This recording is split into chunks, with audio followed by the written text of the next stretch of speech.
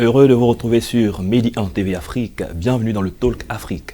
En juin 2019, lors du centenaire de l'OIT, Organisation internationale du travail, la Conférence internationale du travail a adopté la Convention sur la violence et le harcèlement, Convention numéro 190 et la recommandation 2006 qui l'accompagne. Ici en Côte d'Ivoire, une enquête a été menée dans ce sens et les résultats sont disponibles depuis lors. Cette émission entend aborder les défis sur la question du harcèlement sexuel dans le milieu professionnel. Et pour en parler, nous recevons Chantal Ayemou. Elle est la présidente du RIDEF, qui est le réseau ivoirien pour la défense des droits de l'enfant et de la femme. Bienvenue, madame. Merci. Avec vous en plateau, Ulrich Dia, il est inspecteur du travail et des lois sociales. Bienvenue, monsieur Ulrich Dia. Bonsoir, monsieur. La première question pour vous, madame Ayemou. Vous êtes aussi auteur d'une enquête sur le harcèlement sexuel ici en Côte d'Ivoire. Pourquoi avoir eu cette idée de mener une enquête sur cette question importante? Merci de l'opportunité que vous nous donnez de pouvoir encore une fois de plus parler de cette thématique et de parler de notre rapport. Effectivement, en 2019, en juin précisément 2019, l'Organisation internationale du travail a eu à adopter une convention, la convention 190, pour éliminer les violences et le harcèlement dans le milieu du travail. Et nous, en tant qu'organisation de la société civile, nous avons bien voulu savoir l'état des lieux de ce phénomène-là en Côte d'Ivoire. Donc, raison pour laquelle nous avons mené cette enquête, dont nous avons publié le rapport la semaine, on va dire le 21 juillet. Voilà. Le rapport ou les résultats étaient-ils surprenants ou comment vous trouvez les résultats? Oui, il faut dire que les résultats étaient surprenants puisque sur un échantillon de 1179 personnes, on s'est retrouvé avec 33 personnes qui ont été victimes de harcèlement sexuel en milieu du travail. 33%. 33%. Et sur le nombre de victimes, il y a un total de 41% de femmes avec 24% d'hommes. D'accord, on va y revenir tout à l'heure. Nous sommes avec Ulrich Dia, inspecteur du travail et des lois sociales. Le harcèlement sexuel, comment il faut comprendre ça? De façon simple, c'est quoi? En milieu professionnel surtout. En milieu professionnel, de façon simple, on va dire, on n'a pas inventé cela. Notre code du travail de 2015 a innové en intégrant le harcèlement de façon générale et en précisant ce que c'est que le harcèlement sexuel. De façon simple, c'est le fait de façon insistante d'intimider une personne, d'obliger une personne à faire des faveurs sexuelles à une autre personne, que ce soit soi-même ou un tiers, pour pouvoir, on va dire, obtenir d'elle des faveurs sexuelles. D'accord, dans l'insistance, qu'est-ce qu'on met dedans? Est-ce que c'est dans la durée, c'est dans le nombre de fois? Comment il faut comprendre? On va dire, le mot qui est précisé par la législation, c'est des attitudes répétées. Répétées. Et c'est cela qui doit être revu certainement pour que cela puisse être, on va dire, pris en compte dès le début de l'action. Parce que souvent, quand au début, on n'a pas pu dire non, après, ça devient difficile de le faire. Donc, c'est le fait de le faire de façon répétée. Donc, on dira plus d'une fois, certainement. D'accord. Touchons tout de suite l'enquête que vous avez menée. Elle part à partir de quand et qui est prise en compte dans cette enquête? L'enquête, nous l'avons commencé le 1er mars 2020. Voilà, donc normalement, c'était prévu pour 4 mois. Mais nous avons été confrontés à la crise sanitaire. Nous avons eu notre premier cas de Covid-19 en mars. Donc, ce qui nous a freiné un peu dans l'enquête. Et donc, nous avons repris, je crois, en avril. Donc, l'enquête est terminée vers août-septembre. Voilà. Est-ce qu'on peut être sûr de la véracité des propos, des témoignages recueillis lors de cette enquête? Oui, puisque nous sommes allés dans les entreprises. Et certains, il faut dire que la question est quand même difficile. Difficile sur le milieu du travail, difficile pour les travailleurs de pouvoir répondre. Mais certains ont été vraiment prompts à répondre aux questions qui ont été posées par les enquêteurs. Donc, nous pouvons dire que oui, ces réponses ont été vraiment, sont sincères, ont été sincères et vraies.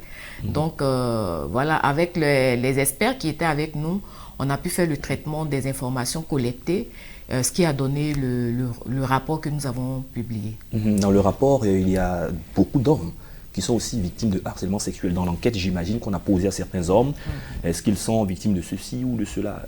Monsieur Ulrich, de votre expérience, est-ce que les hommes sont enclins à répondre assez facilement à ce genre de questions? Non, on va dire les hommes ont tendance à cacher cela et peut-être à le faire ressortir dans un cercle purement amical. Ouais. Moi, tous les cas que j'ai pu connaître de harcèlement fait à des hommes, c'est des retours que j'ai dans mon cercle d'amis ou de famille. Et généralement, c'est par des boutades qu'on indique à celui-là qui est victime de harcèlement pourquoi il n'en profiterait pas en rigolant. Mais il est clair que dans le monde du travail, beaucoup d'hommes subissent le harcèlement. Est-ce que les hommes en souffrent vraiment? Oui, on va dire c'est une attaque à la dignité humaine. Peu que ce soit sur une femme ou un homme, c'est une attaque à la dignité humaine. On veut pouvoir entrer dans une relation sexuelle de bon cœur. À partir du moment où on est forcé à y aller, il y a un problème de dignité. Et cela impacte autant l'homme que la femme. D'accord. Quelles sont les formes ou les types de harcèlement que vous avez pu identifier lors de cette enquête? Il y a beaucoup de formes de harcèlement sexuel, mais nous avons pu identifier quatre catégories. La première qui est revenue, c'est les propos et les paroles à caractère sexuel répétés. Voilà, ça veut dire que au sein de l'entreprise, les victimes qui ont répondu aux questions disent qu'elles ont été harcelées à travers des propos ou des paroles à caractère sexuel. Et ça, au niveau des résultats, c'est 79% des victimes qui ont été harcelées de cette façon. Aussi, nous avons les regards persistants. Voilà, ça, on va dire, c'est 24% des victimes qui ont été harcelées de cette façon. Les regards persistants. Oui. Qu'est-ce que c'est? C'est des regards avec une intention derrière? Bien sûr, c'est des regards avec beaucoup d'intention derrière. Monsieur Ulrich, les regards persistants, est-ce que... quelle interprétation on pourra en donner? Est-ce que ça ne sera pas la parole d'une personne contre une autre? On va dire c'est la preuve pouvant se faire par tout moyen. On dit un regard persistant, on aura du mal, on va dire, à prendre le regard et à l'indiquer comme. Mais on sait qu'on ne s'arrêtera pas au regard. Après le regard, on va devoir poser un acte, dire une chose. Voilà, l'objectif du regard qui sera une parole qu'on va lancer sur les courbes de la personne, sur un aspect physique de la personne pour aller un peu plus loin. Ça vient par petits pas, mais généralement ça commence par un regard qui indispose la personne qui subit ce regard. D'accord. Donc je reviens pour dire que, comme je le disais, nous avons travaillé sur 4 catégories. Les paroles et les propos à caractère sexuel.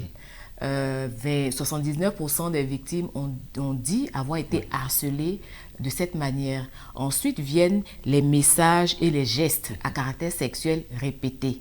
Donc 50% des victimes ont dit avoir été harcelées de cette manière. Ensuite, enfin, ce sont les regards persistants avec 24% des victimes. D'accord. Voilà. Quelle est la réaction des victimes face au harcèlement sexuel? Généralement, pour les chiffres que nous avons, généralement, les victimes ne réagissent pas. 54% des victimes préfèrent ne pas réagir. Pourquoi? Pour plusieurs raisons. La première raison qui vient, c'est le fait de pouvoir préserver son emploi. Voilà. La deuxième raison, c'est que, j'ai trouvé des stratégies propres à moi pour réagir. Et la troisième raison qui est revenue, c'est que je ne sais pas quoi faire en fait, parce qu'il n'y a pas de mécanisme, il n'y a pas il y a pas de mécanisme vers qui la victime peut se référer. D'accord. Ceux qui disent avoir trouvé des stratégies pour ne plus être victime de ce genre de choses, est-ce que ça marche vraiment? De quoi il s'agit, ces stratégies-là? Je démissionne, je fuis. La plupart du temps, c'est la fuite en avant. À part quelques-uns qui, parce qu'ils ont du cran, diront à l'employeur, tu arrêtes ou bien je suis obligé de remonter vers la hiérarchie, quand ce n'est pas la hiérarchie même qui harcèle, ou que je vais aller vers des autorités parce que j'aurai pris certaines informations, j'aurais enregistré certains éléments et tout.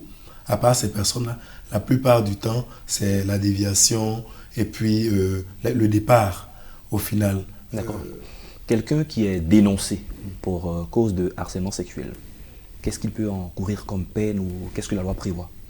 Déjà, toute violation aux dispositions légales,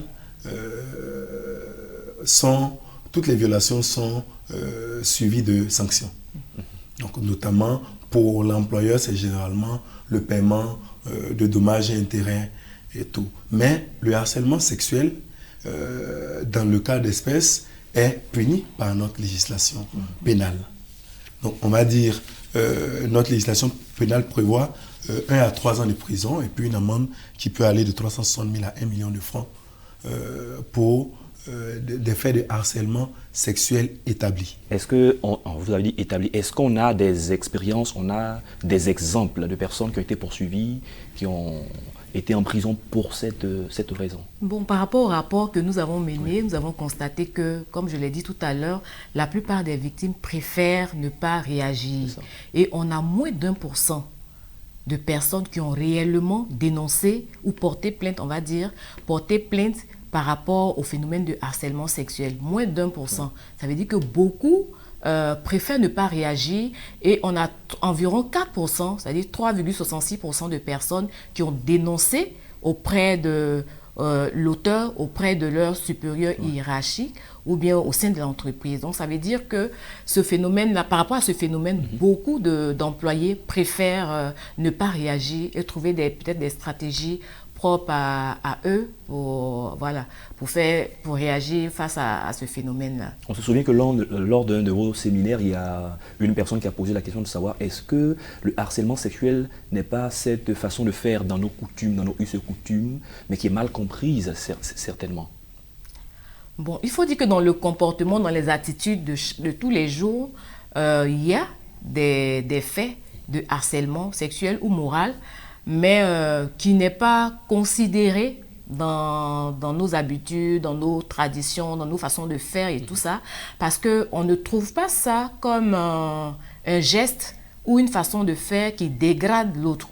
Voilà, on a incorporé ça dans nos habitudes, dans notre quotidien, au fait, jusqu'à ce que ça devienne, on va dire, des habitudes, une habitude, de sorte que quand quelqu'un est harcelé et qu'il se plaint, on trouve que c'est la personne qui n'est pas normale en fait. Voilà, donc, comme M. Dier le disait, c'est une question de dignité de la personne. Tout ce qu'on fait, que ce soit en matière de travail ou en matière de droits de l'homme, l'action que nous menons, les efforts qui sont fournis dans le but de garantir la dignité de tout un chacun. Donc le travailleur dans son environnement a besoin de se sentir en sécurité, a besoin de voir sa dignité être préservée par rapport à un certain nombre de choses. Et c'est pareil dans la société dans laquelle nous vivons. Qu'on soit en famille, qu'on soit au village, qu'on soit en ville, je pense que chacun de nous a besoin que l'autre puisse le respecter. D'accord. Selon l'étude, la plupart du temps, les harceleurs sont des personnes d'un certain rang social, d'un certain niveau intellectuel. Est-ce qu'on a des cas aussi de personnes d'un niveau intellectuel peut-être assez bas ou social assez bas, mais qui harcèlent d'autres personnes qui ont un rang social plus élevé qu'eux? Généralement, c'est une lutte de pouvoir. On ne peut harceler, je dirais, que quand on a du pouvoir sur l'autre ou on a un moyen de pression sur l'autre.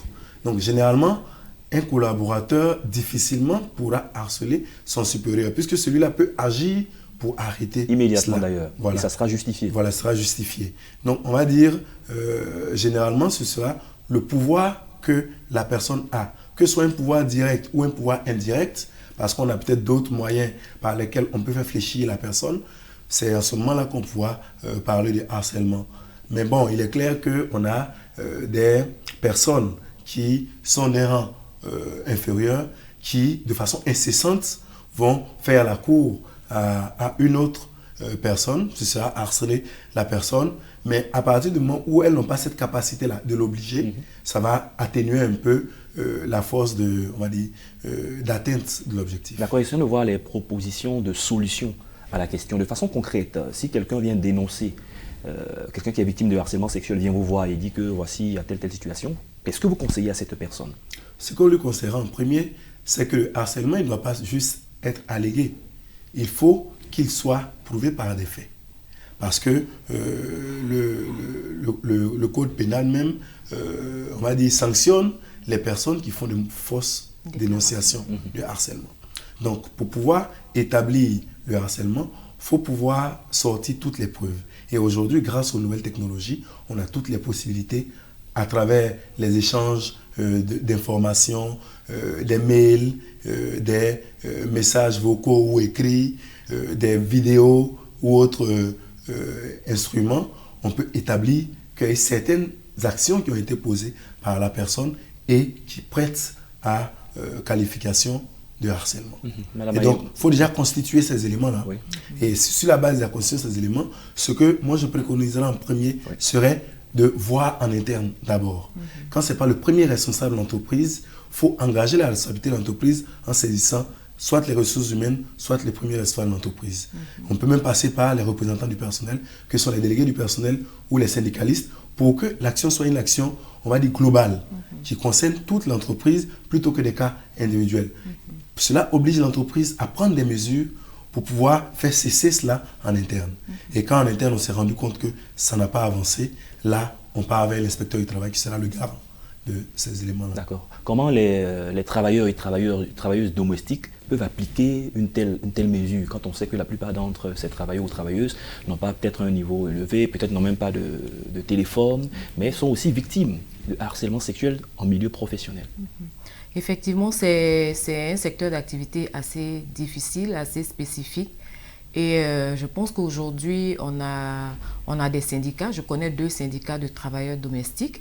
Donc, ces travailleurs-là peuvent saisir leur syndicat, puisque seuls, elles ne pourront pas, on va dire, aller loin dans leur démarche.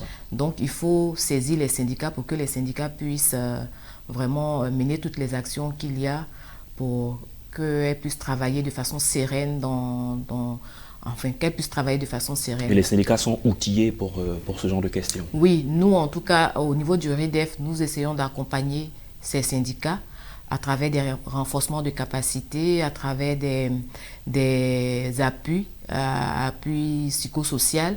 Voilà, tout ce qu'il faut pour leur permettre vraiment de pouvoir être efficaces dans le travail qu'ils font avec leurs autres camarades syndiqués. Monsieur Dier, un travailleur vient vous voir, il est menacé de renvoi par rapport à une situation de harcèlement sexuel. Il est tout en pleurs, il vient vous voir, il sait qu'après avoir échangé avec vous, soit c'est le renvoi ou il y a une solution qui est trouvée. Comment vous remontez le moral à cette personne pour que la personne reprenne confiance effectivement? Déjà, on lui indiquera les dispositions de l'article du Code du travail. L'article 5 du Code du travail définit ce que c'est que le harcèlement sexuel. Et l'article 6 considère nul et de nul effet toute action qui est entreprise contre une personne qui subit un harcèlement ou contre un témoin de harcèlement.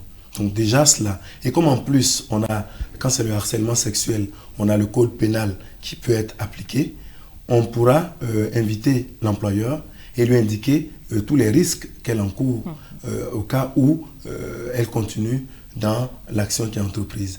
Mais par derrière, on sollicite les travailleurs qui sont victimes de harcèlement de constituer des preuves.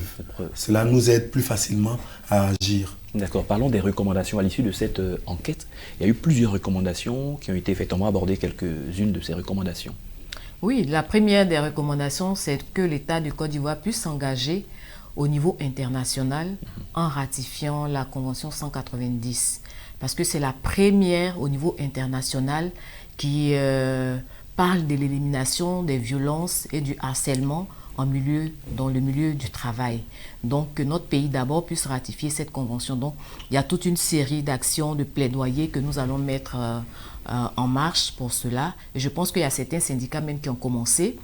Et la deuxième chose, c'est que en ratifiant la convention, que l'État puisse harmoniser aussi ses lois en interne, puisque au niveau du code pénal, on parle d'une action répétée. Oui. Et tant que l'action n'est pas répétée, ça veut dire que tant que l'action n'est pas répétée, on ne considère pas cela comme un harcèlement. 2 fois déjà, c'est voilà. Alors que la Convention dit que même une fois, c'est un harcèlement. Voilà, donc ça suffit. Donc c'est de pouvoir harmoniser cette façon de définir le harcèlement. Et puis ensuite aussi, c'est de faire une campagne auprès des entreprises pour non seulement avoir en leur sein des chartes contre le harcèlement sexuel. Je sais qu'il y a beaucoup d'entreprises qui n'en ont pas. Donc, c'est de pouvoir faire la sensibilisation, le plaidoyer auprès de ces entreprises pour renforcer la sécurité ou la protection des travailleurs dans le milieu du travail. Et la Convention même va loin en définissant le cadre.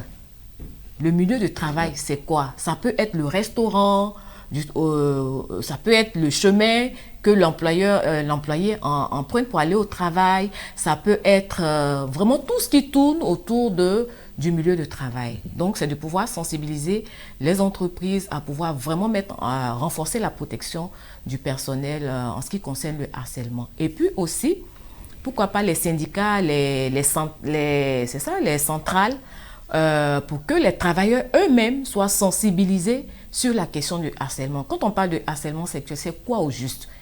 On en a parlé tout à l'heure dans nos habitudes, dans notre culture, dans notre éducation, certainement, on n'a pas intégré ce phénomène de sorte que c'est pas considéré, on n'a aucune considération. Souvent, on n'a pas la notion. Voilà, on n'a aucune notion. Donc, c'est de pouvoir sensibiliser aussi les travailleurs, les syndicats et autres à la question du phénomène du harcèlement sexuel.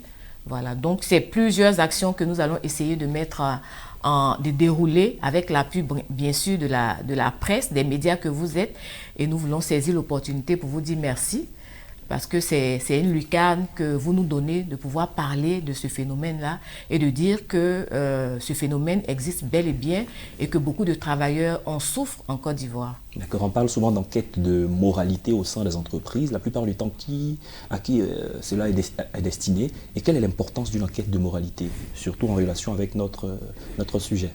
On dira, on ne fera pas tant que ça une enquête de moralité dans le privé. La fonction publique, pour pouvoir passer un concours, il faut forcément donner on appelle ça, un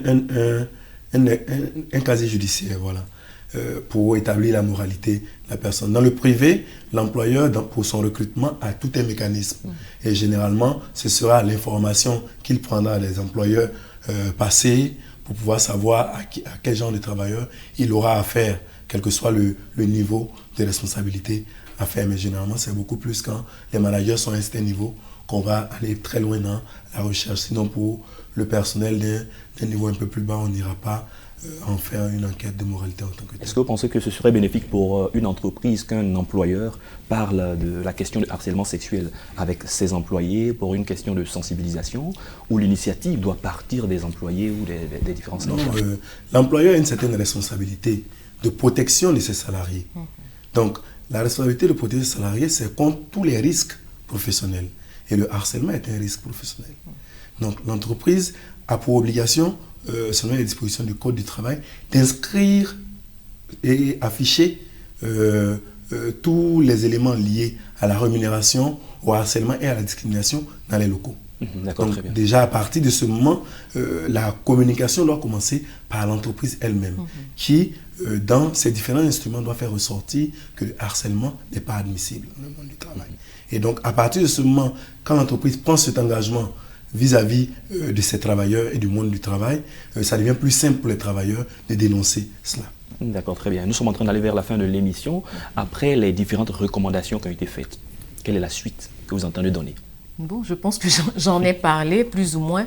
La suite, c'est d'engager une campagne de sensibilisation à tous les niveaux et aussi une campagne de plaidoyer pour qu'au niveau national, que la Côte d'Ivoire s'engage en ratifiant la Convention 190. Et cette campagne, nous la ferons avec les syndicats et aussi engager aussi les entreprises. Je pense que M. Dieu vient d'en parler.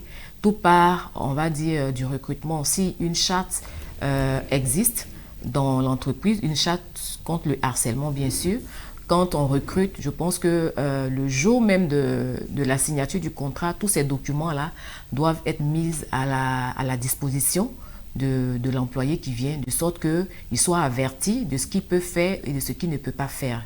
Donc voilà, on va dire c'est toute une action, un ensemble d'actions que nous allons mener les jours à venir.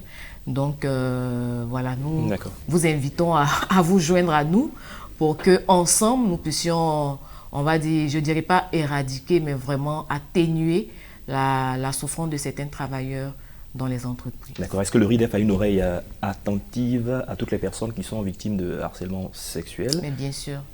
Les inspecteurs également sont ouverts. Les inspecteurs sont ouverts, mais par derrière, il faudra une bonne dose de sensibilisation et de formation, parce qu'il faut pouvoir prévoir tout un mécanisme afin qu'ils soient plus outillés à en faire face. Très bien, merci à vous, Madame Chantal Ayemou. Je rappelle que vous êtes la présidente du RIDEF, le réseau ivoirien pour la défense des droits de l'enfant et de la femme. Merci d'avoir accepté de répondre à nos questions. Merci à vous de nous avoir invités. Avec vous en plateau, M. Ulrich Djé, inspecteur du travail et des lois sociales. Merci également pour votre expérience et contribution. Merci, M. Ouma. C'est la fin de cette émission. Merci à tous de l'avoir suivi. Bonne suite de nos programmes sur Medi 1 TV Afrique.